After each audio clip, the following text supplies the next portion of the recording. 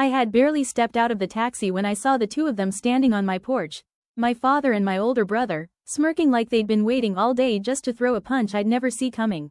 My sea bag was still slung over my shoulder. My boots still dusty from Okinawa. And I hadn't even taken 3 steps toward the house before my father said it. "You're homeless now." Just like that. No hello. No welcome home. Just a sentence that hit harder than any blast wave I'd ever felt downrange. I froze. "What are you talking about?" I asked. But my brother snorted into his beer and said, "We sold your house, sis." Try to keep up. They actually laughed. Laughed at me. At their daughter and their sister, coming home from an overseas rotation to find everything gone. My father pointed lazily at the front door as if this were nothing more than a game. "Your brother needed help. Family sacrifices for family. You weren't here. You didn't need the place." And then he added the part that told me everything about how little they thought of me. "You Marines bounce around anyway. What difference does a house make?" I should have exploded. Should have cursed. Should have fallen apart. But instead, I smiled. A slow, steady smile that made both of them frown. My father snapped. "What's so funny?" And I said, "The house you sold was actually," but before I finish that sentence, I need to take you back to how this whole thing began. Because the truth is, none of this was an accident. They didn't stumble into this betrayal.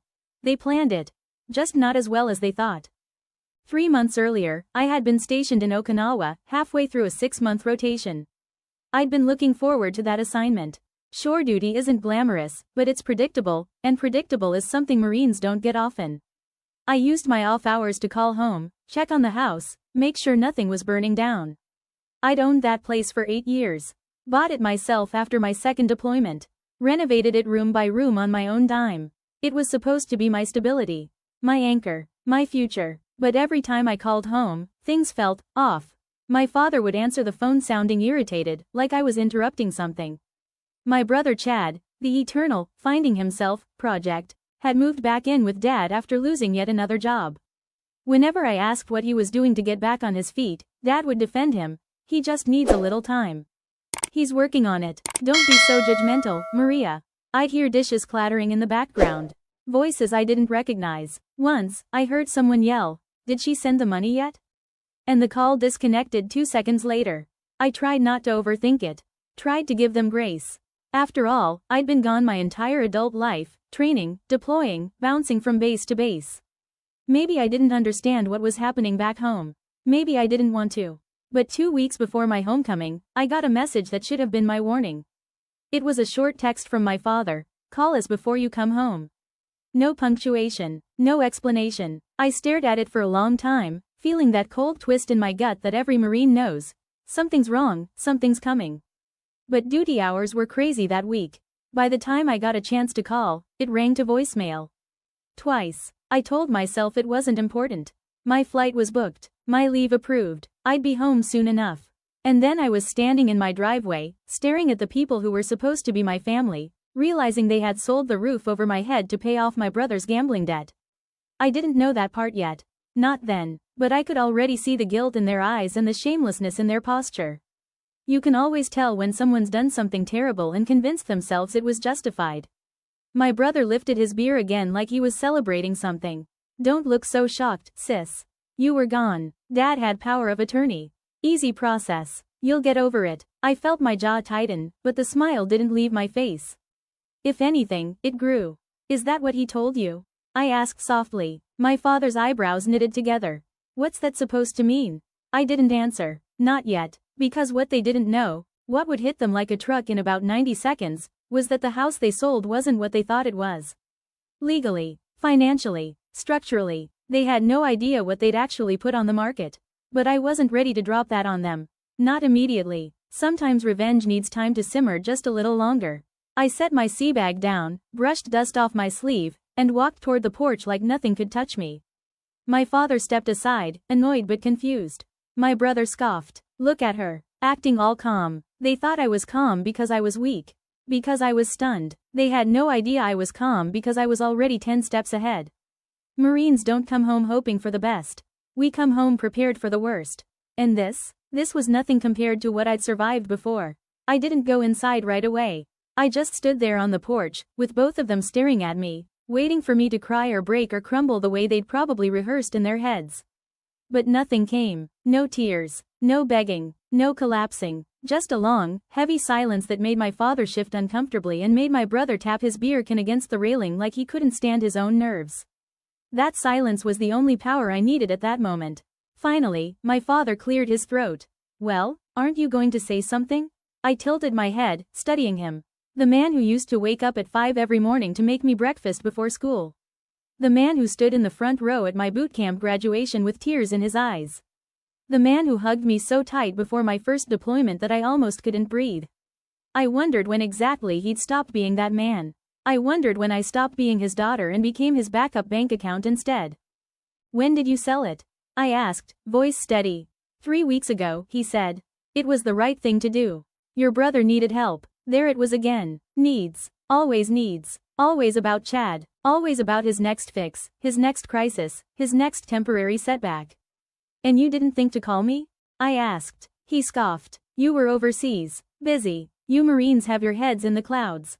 Always too busy to pick up a phone. That's interesting, I said. Because I called every week. Chad rolled his eyes. Oh, here we go. I turned to him. Did you know? Did you actually sit there and watch him sign away my home? He shrugged, lazy, unbothered. Dad said it was fine. I believed him. Why wouldn't I? He's Dad. I almost laughed at that. At how unself-aware a grown man could be. But instead of arguing, I walked down the steps and took a slow lap across the yard, letting the cold Washington air clear my head. The house looked the same from the outside, white siding, trimmed hedges, the flagpole I'd installed after re-enlisting. But it didn't feel the same. Something important had been broken. Something deeper than a deed or a signature.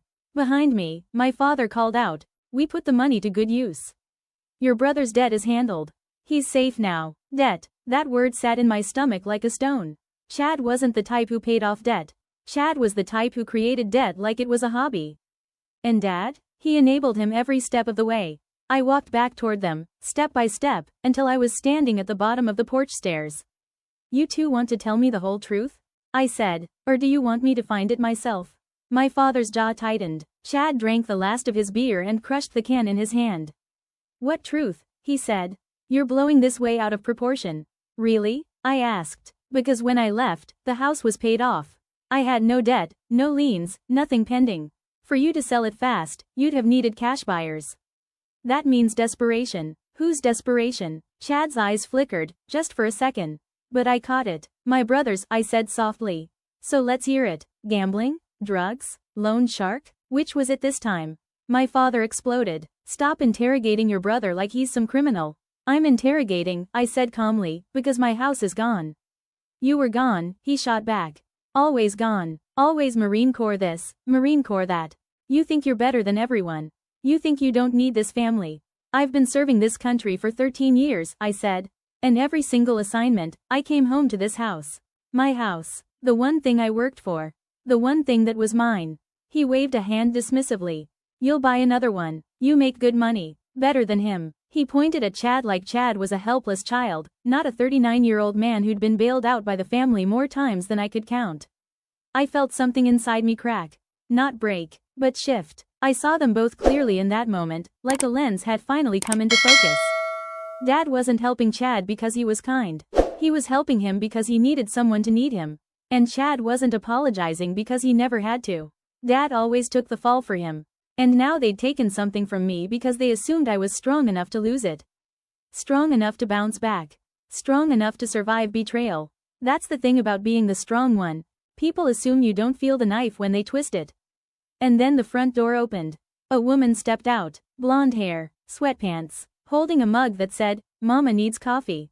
Not my father's girlfriend, not a neighbor, someone else entirely. Who are you? I asked. She smiled lightly. I'm Emily, the new owner. My father winced. Chad shifted. And my world tilted. Because that meant the house wasn't just sold. It was closed. Final. Complete. And yet, I still smiled. Congratulations, I said to the woman. Did they tell you everything? She blinked. Everything? I looked back at my father and brother. Their faces paled, just a shade. Just enough for me to know I was not the only one standing in dangerous territory. I turned to Emily. Did they tell you that the house you bought? I paused, letting the tension grow, letting my father fidget and Chad grip the railing like it could save him. Isn't actually in their name? Emily looked confused. My father's voice cracked. Maria, don't. But I wasn't done. Not even close. Emily blinked at me as if she wasn't sure whether to smile or step back into the house she thought she owned. She looked like the kind of woman who tried to avoid conflict her whole life. Gentle, polite, the sort who apologized when other people bumped into her. And here she was, caught in the middle of a mess she didn't even know existed. She held her coffee mug a little tighter. What do you mean it's not in their name? The paperwork. I'm sure the paperwork looked official, I said, keeping my voice even and calm. But paperwork only tells one side of the story. I looked at my father, letting the silence drag, letting him feel the weight of what he'd done. His face flushed red, the kind of red that comes from shame mixed with anger. Chad quietly muttered something under his breath, but even he had stopped smirking. They both knew I wasn't bluffing. They knew I had something they didn't understand. Something they hadn't accounted for when they decided to use my power of attorney like a golden ticket. I don't understand, Emily whispered. Your father said. My father says a lot of things, I replied. Let me ask you something. When you bought this house, who handled the sale? She glanced at my father, then back at me. A man named Benson. He said he was helping your family with the transfer. I closed my eyes just for a second. Benson. Of course it was Benson. An old acquaintance of my father's. Someone who always had a connection, or a deal. A man who operated in the gray areas of anything involving money or property. The kind of man who showed up at barbecues when my father remarried, always bragging about flipping houses without ever lifting a hammer. The kind who knew how to turn desperation into profit. Did you sign anything with an attorney present? I asked. She shook her head. He said it wasn't necessary. He said the family wanted it quick. The last word cracked a little. Quick. That's how these things happen. Quick sales, quick transfers, quick lies, quick destruction. Behind me, my father stepped forward. Maria, enough. You're upsetting her. I turned around slowly. Upsetting her? You sold her a house you had no right to sell. You stole from me, and you put her in the middle of it. My voice stayed calm, but something sharp moved underneath it. Years in the Marine Corps had taught me that raising your voice was the quickest way to lose power. Silence, restraint, precision, those were far more effective weapons. My father rubbed his forehead. You weren't here. You didn't need the house. We handled things the best we could. The best you could, I echoed. Or the fastest way to clean up another one of Chad's disasters? Chad stiffened. It wasn't a disaster. It was a misunderstanding. A misunderstanding that cost thousands? I asked. Or tens of thousands? Let me guess. Sports betting? Poker? Or did you finally graduate to loan sharks? He looked away, jaw tight. That was enough of an answer. I turned back to Emily. How long have you been here? A week, she said softly. We just moved in. And did you wonder why the sale went so fast? She hesitated. A little. But your father said you were living overseas and wanted the money for something else. He said you'd agreed. I let out a breath that felt like it had been locked inside me for months. This wasn't just a betrayal. It was a scam. A full-blown, orchestrated, deliberate scam. Carried out while I was halfway across the world, wearing the uniform of the country that trusted me to serve with integrity.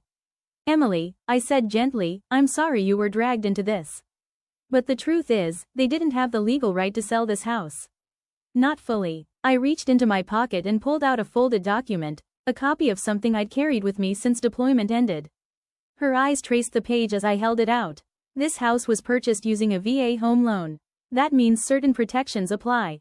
And selling it without me present, without my consent, without proper legal procedure. I glanced at my father. That's a federal issue, not a family issue. Emily's eyes widened. My father's face went pale. Chad's bravado evaporated completely. He looked like a kid caught stealing candy from a store shelf. I continued. Power of attorney gives temporary rights to handle bills, repairs, emergencies. It does not give the right to sell federally backed property without filing a series of authorizations, none of which were done. Emily pressed a hand against her chest. Are you saying, the sale is invalid? I'm saying, I replied slowly, that this isn't what you think it is. And unfortunately, you'll need legal help to sort it out. My father stepped closer, voice shaking with a mixture of anger and fear. Maria, don't do this. We're family. That didn't stop you, I said. Family didn't matter when you needed quick cash. It was for your brother, he shouted. He had people after him. People are always after him, I replied. That's not an excuse to steal from me. It wasn't stealing. And what about me? I asked quietly. When did I stop being your child? When did I become expendable? For the first time since I'd stepped onto that porch, he had no answer. Emily finally spoke again. "What do we do now?" "You," I said, "get a lawyer. And you tell them everything. And you stop speaking to my father outside of official channels, because the deeper you let yourself get involved with this situation, the worse it will be for you." She nodded slowly, clutching her mug like it was the only solid object left in her world. My father pointed a finger at me. "You're ruining everything." I shook my head. "No, you ruined everything the minute you treated my service as an opportunity instead of a sacrifice." Chad muttered something about marine attitude, but I barely heard him. I was already stepping off the porch, lifting my sea bag again, my boots crunching against the gravel. The air felt sharp and cold, but in a way that cleared my mind rather than clouded it. I started walking toward the street. My father yelled behind me. "Where are you going?" "Home," I said. "You don't have one," Chad shouted. I turned back toward them, letting the porch light cast a halo behind their silhouettes. "That," I said, "is what you think." And then, for the first time since landing, I actually felt calm. Because the truth was, they had no idea how much trouble they'd created for themselves. No idea what the next days would bring. No idea how unprepared they were for the consequences. And I didn't need to frighten them with details. Fear grows best when it's left unexplained. The case took months to resolve.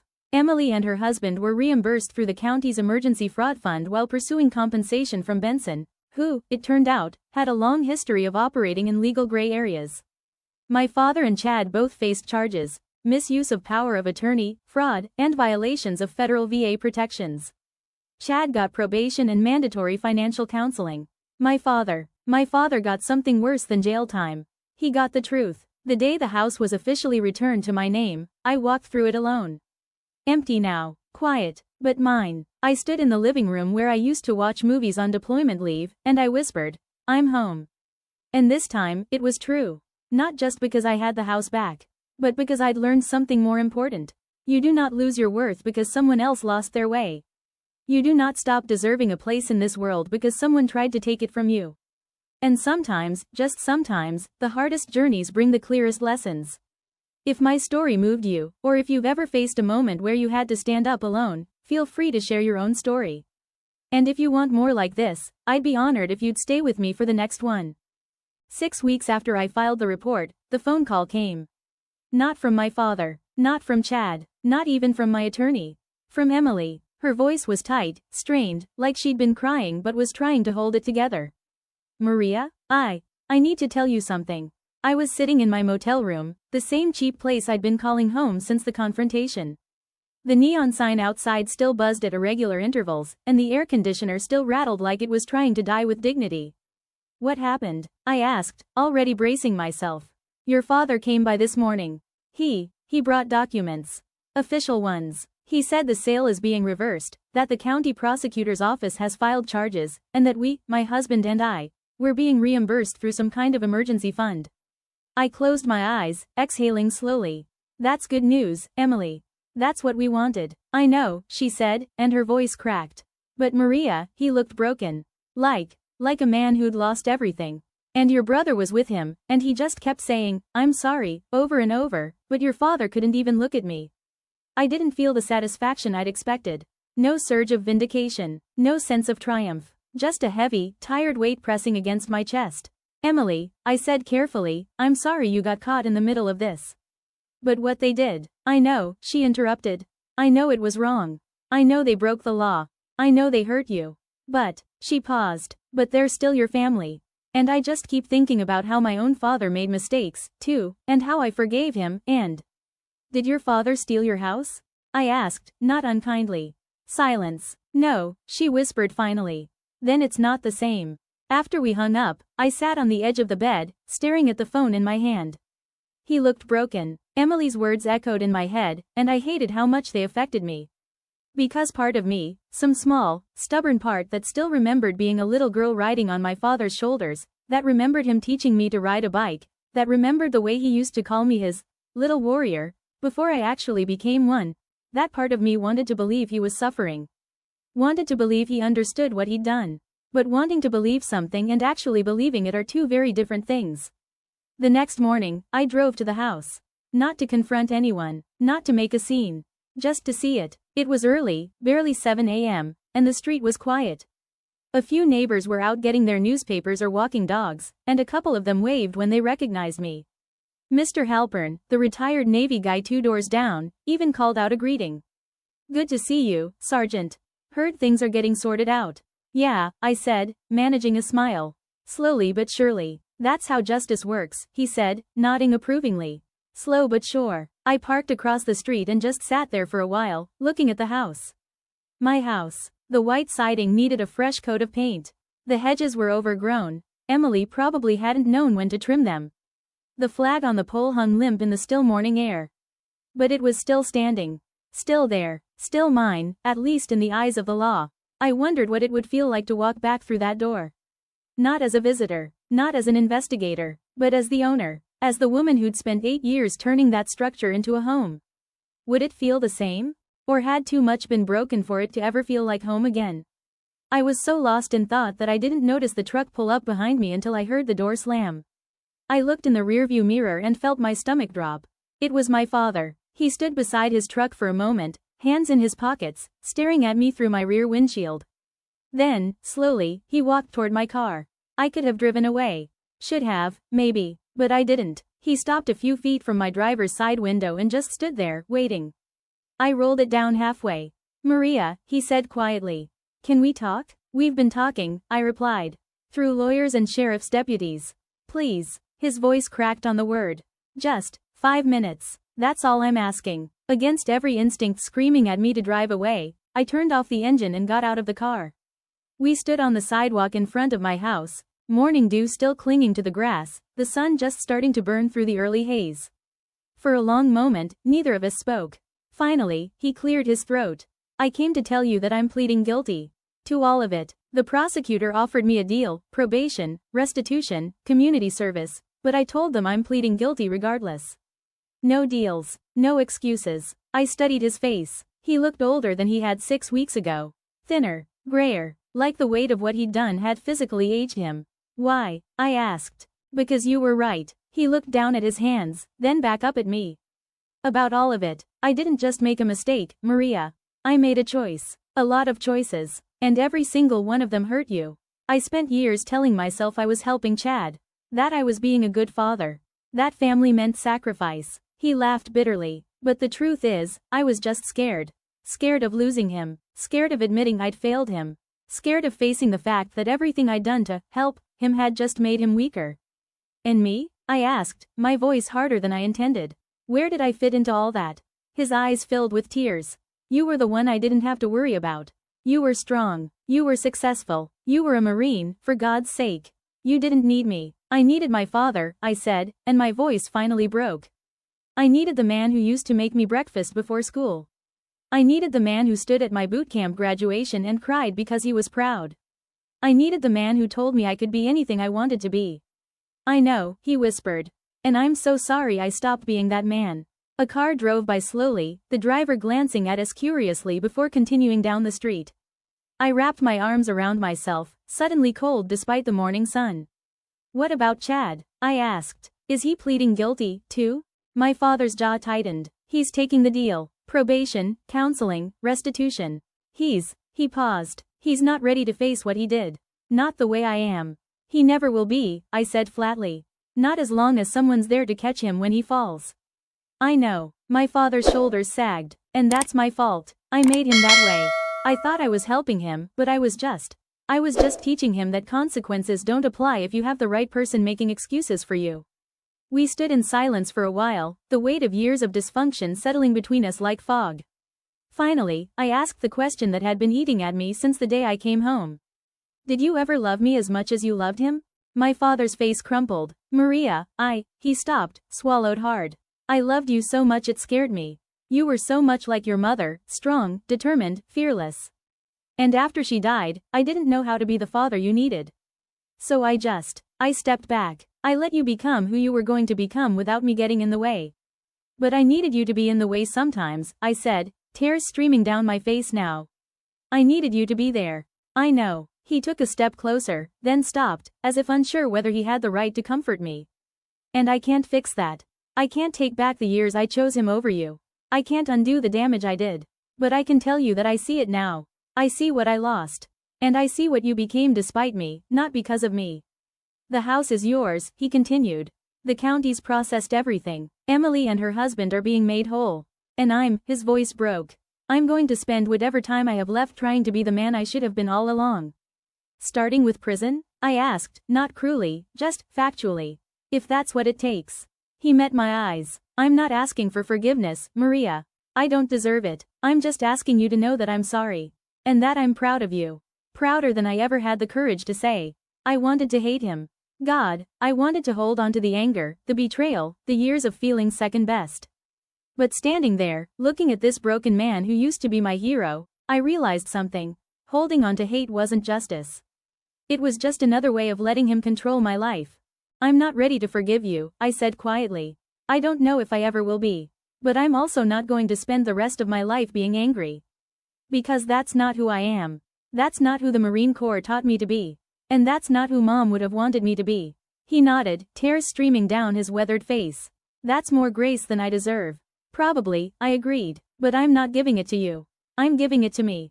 Because I deserve peace. And I can't have that if I'm carrying you around like dead weight.